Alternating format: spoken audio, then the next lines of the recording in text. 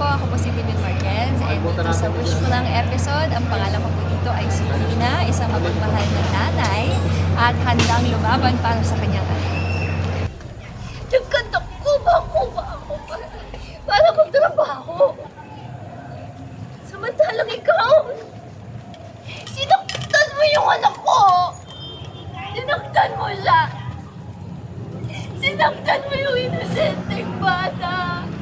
Alam mo kasi, ako, I do not believe in mananakit, di ba?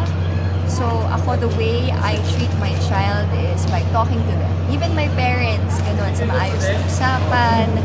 And wala namang hindi nakukuha sa magandang usapan, di ba? Kahit bata yan, may So, for me, no, I don't think it's the right way.